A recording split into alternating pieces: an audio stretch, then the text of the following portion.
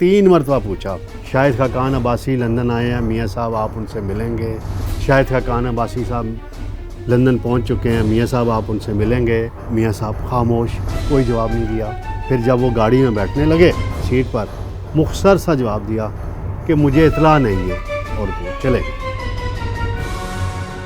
بسم اللہ الرحمن الرحیم، میں ہوں طارق سمیر، ڈیلی ممتاز ڈیجیٹل کے ساتھ۔ ناظرین، آج میں نے آپ سے 2 اہم موضوعات پہ گفتگو کرنی ہے۔ چیف جسٹس صاحب نے کہہ دیا ہے کہ جب مارشل لا لگتا ہے تو سب کو حلف بھول جاتے ہیں، اور جب پارلیمنٹ کوئی قانون سازی کرتی ہے تو سب کو حلف یاد آ جاتے ہیں۔ انہوں نے اپنے ادارے کے ہی لوگوں کو آج نشانے پہ لے لیا۔ کیوں لیا؟ پریکٹس اینڈ پروسیجر بل کا مستقبل کیا ہے، یہ میں آپ کو بتاؤں گا۔ دوسرا معاملہ ہے شاہد خاقان عباسی، جاوید ہاشمی اور چودھری نثار بننے کے لیے تیار ہو گئے، لندن پہنچ گئے۔ نواز شریف نے الوداعی ملاقات کر لی یا نہیں کی، یہ میں نے آپ کو بتانا ہے۔ سب سے پہلے ناظرین، پریکٹس اینڈ پروسیجر بل کی سماعت ہو رہی ہے آج سپریم کورٹ میں، اور فل کورٹ کر رہی ہے۔ 15 ججز اس میں موجود ہیں، اور یہی مطالبہ عطا بندیال صاحب سے کیا جاتا تھا، لیکن وہ ادھر سے سنتے تھے، ادھر سے نکال دیتے تھے، اور وہ صرف 3 ججز یا میکسیمم 4 ججز اپنے ہم خیال ججز کو فوکس کرتے تھے۔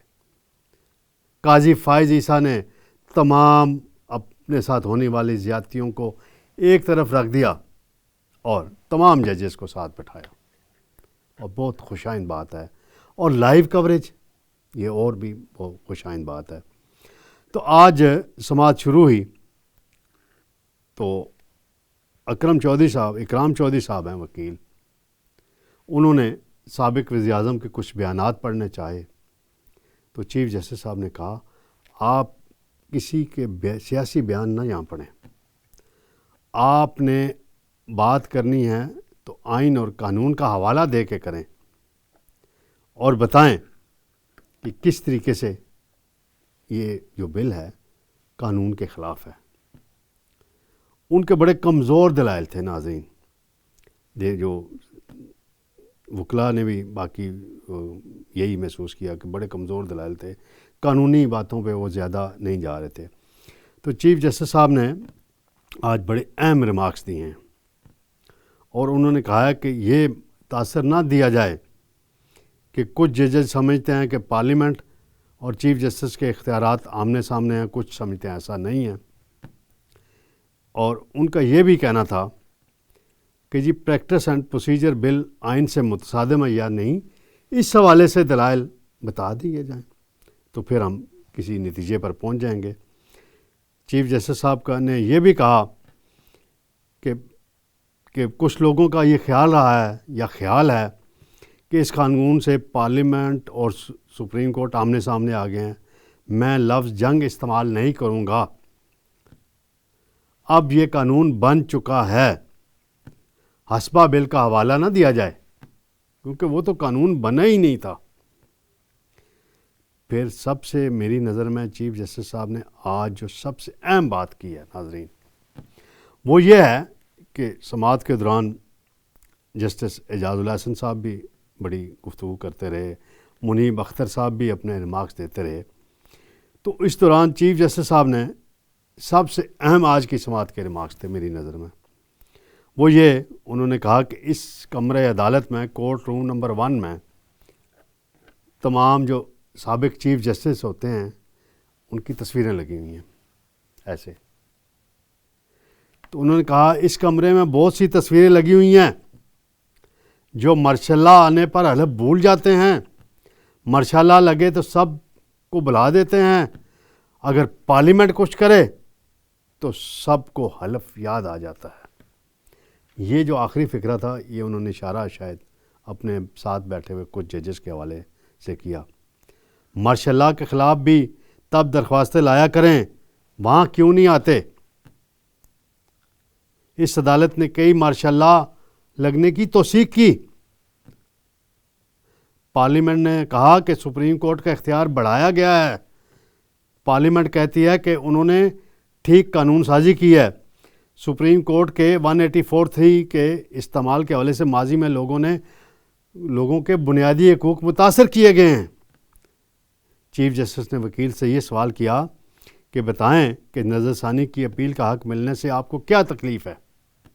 اس پر وکیل حسن عرفان صاحب تھے، انہوں نے کہا کہ میرے قانون کی رسائی کا حق متاثر ہوگا، کل کو سماجی و معاشی اثرات ہوں گے۔ جس پر چیف جسٹس صاحب نے کہا آپ مفروضوں پر بات نہ کریں، حقیقی بات کریں، مولوی تمیز الدین سے شروع کریں یا نصرت بھٹو کیس سے شروع کریں۔ انہوں نے کہا کہ آئین کے ساتھ جو کھلواڑ ہونا تھا ہو چکا، پاکستان کے ساتھ کھلواڑ نہ کریں، پارلیمنٹ کی قدر کرنی چاہیے۔ چیف جسٹس صاحب نے آگے ایک اور بڑا اہم ریمارکس دیے، انہوں نے کہا کہ فرد واحد اس ملک کی تباہی کرتے ہیں، فرد واحد میں چاہے ماشاء اللہ ہو یا کوئی بھی ہو۔ یہ انہوں نے بڑے اہم باتیں کی ہیں، آج بڑے دلائل ہوئے ہیں اس حوالے سے۔ ناظرین، بحث ابھی چل رہی ہے، وقفہ ہوا ہے جب میں ریکارڈنگ کرا رہا ہوں، تو مجھے تو صاف یہ ظاہر ہو رہا ہے آج ہی انہوں نے اس کیس کو کہہ رہے ہیں وائنڈ اپ کرنا ہے سماعت کو، اور فیصلہ ہو سکتا ہے شارٹ آرڈر آج آ جائے، ہو سکتا ہے فیصلہ محفوظ کر لیں۔ تو بظاہر تو یہ لگ رہا ہے کہ جو حکم امتناعی دیا گیا تھا وہ تو عملاً ختم ہو چکا ہے، اور قانون جو بنایا پارلیمنٹ نے اس پر عمل ہوگا، اور یہ سپریم کورٹ کا فیصلہ آ جائے گا۔ اگر عطا بندیال صاحب کی دیکھیں جناب، قانون سے انحراف دیکھیں انہوں نے کیسے کیا آئین سے، کہ ابھی قانون بنا ہی نہیں تھا تو پہلے ہی اسٹے دے دیا، اور ان کے ہم خیال جو کچھ ججز ہیں وہ کہہ رہے ہیں جی بڑے ہمارے اختیارات میں مداخلت ہوگی، تو چیف جسٹس صاحب نے وہاں کہا کہ 3 رکنی جو کمیٹی ہے وہ فیصلہ کرے گی کہ کسی ایشو پہ از خود نوٹس لینا ہے یا نہیں لینا، اور اپیل کا حق پہ ماضی میں نہیں ملا، ماضی میں بڑی زیادتی ہوئی لوگوں کے ساتھ۔ کھڑے کھڑے افتخار چودھری نے 30 سیکنڈ کی سزا دے کے یوسف رضا گیلانی صاحب کو 5 سال کے لیے نائل کر دیا۔ جناب ثاقب نثار نے جو حرکت کی تا حیات نائل کر دیا جی، جہانگیر ترین کو بھی، نواز شریف کو بھی، اپیل کا رائٹ کوئی نہیں ہے جی۔ نسلا ٹاور کے متاثرین کے معاملے میں جو کچھ ہوا، اس طرح کی بہت سی مثالیں موجود ہیں، اور جناب افتخار چودھری نے جو ظلم کیا اس ملک پہ، ریکارڈ ایک منصوبے پہ حوالے سے جو فیصلہ دیا تھا، پاکستان پر $6 بلین کا جرمانہ ہوا، چیف جسٹس نے پچھلی سماعت میں بار بار اس کیس کا حوالہ دیا تھا، حالانکہ افتخار چودھری ان کے محسن ہیں، انہوں نے ان کو chief justice Balochistan high court بنایا تھا، لیکن انہوں نے اصولی جو بات ہے وہ کی۔ اب دیکھتے ہیں اس کیس کا منطقی انجام کیا ہوتا ہے۔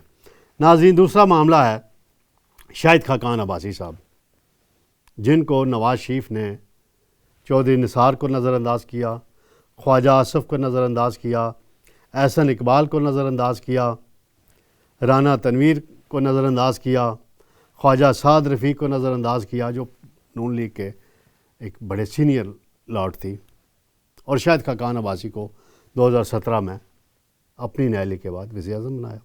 میں نے اس دن پورا وہ قصہ بیان کیا کس طرح وہ سارا معاملہ ہوا،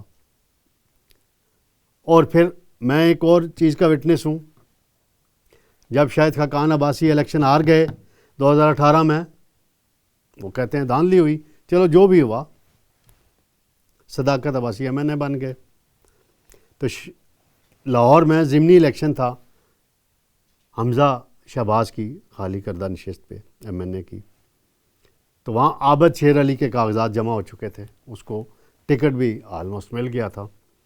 تو میں احتساب عدالت میں کوریج کے لیے گیا. اس دن ارشد ملک مرحوم جج صاحب کی عدالت تھی.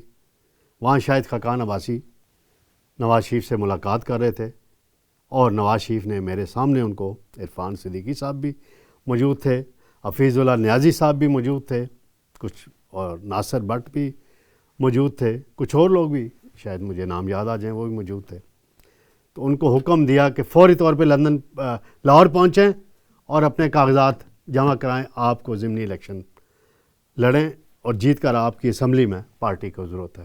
شاہد خاقان عباسی کو جیل بھی کاٹنا پڑی، نو ڈاؤٹ، عمران خان کے دور میں LNG کیس میں. باقیوں نے بھی جیلیں کاٹی. ناراضگی ہوتی ہے، پارٹیوں کے اندر ہوتی ہے، اظہار کرتے ہیں. شاہد خاقان عباسی صاحب جاوید ہاشمی بننا چاہتے ہیں، چودھری نثار بننا چاہتے ہیں، وہ ان کی مرضی ہے. انہوں نے میں نے آج ہی خبر دی ہے، روزنامہ ممتاز میں چھپی ہوئی ہے، میں نے ٹویٹ بھی کی ہے کہ شاہد خاقان عباسی لندن پہنچ گئے ہیں اور نواز شریف سے ان کی الوداعی ملاقات ہوگی. نواز شریف ٹائم دے رہے ہیں نہیں دے رہے، تو اس کا مجھے اندازہ ہوا کہ نواز شریف صاحب کل اپنی رہائش گاہ واپس جا رہے تھے حسن نواز کے دفتر سے. تو کچھ اخبار نویس باہر کھڑے تھے، انہوں نے موبائل کیمرہ آن کیا اور ان سے 3 مرتبہ پوچھا، شاہد خاقان عباسی لندن آئے ہیں میاں صاحب، آپ ان سے ملیں گے؟ شاہد خاقان عباسی صاحب لندن پہنچ چکے ہیں میاں صاحب، آپ ان سے ملیں گے؟ میاں صاحب خاموش، کوئی جواب نہیں دیا.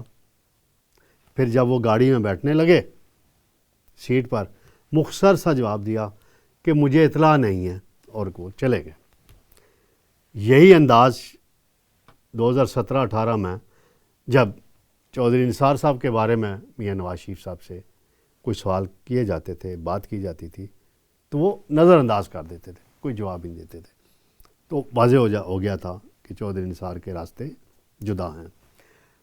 تو نواز شریف صاحب کی وہ میں نے ویڈیو دیکھی ہے، اس کے بعد، اور میں نے لندن چیک بھی کیا ہے، ابھی تک ان کا باضابطہ ٹائم طے نہیں ہوا.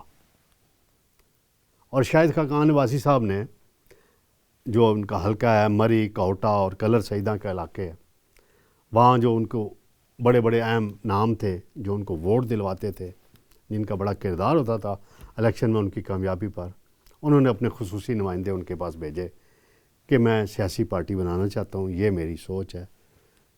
تو میرا خیال ہے اور میری معلومات ہیں کہ اکثریت نے کہا کہ آپ سیاسی جماعت نہ بنائیں. آپ نے سیاسی جماعت بنائی تو ہم آپ کو ووٹ نہیں دیں گے، نہ دلوائیں گے. اور میری یہ بھی معلومات ہیں، سینیٹر سعدیہ عباسی جو شاہد صاحب کی ہمشیرہ ہیں، وہ بھی نئی سیاسی جماعت بنانے کے معاملے میں اپنے بھائی کے ساتھ نہیں ہیں. تو یہ بڑی سوچنے کی بات ہے شاہد صاحب کے لیے. اب بھی اگر کچھ دوست کوشش کریں کوئی غلط فہمیاں ختم ہو سکیں ان کی، تو ہو سکتا ہو جائے، لیکن ناممکنات میں سے لگ رہا ہے ابھی. تو ناظرین، انشاءاللہ کل میں آپ کی خدمت میں دوبارہ حاضر ہوں گا. بہت شکریہ. اللہ حافظ.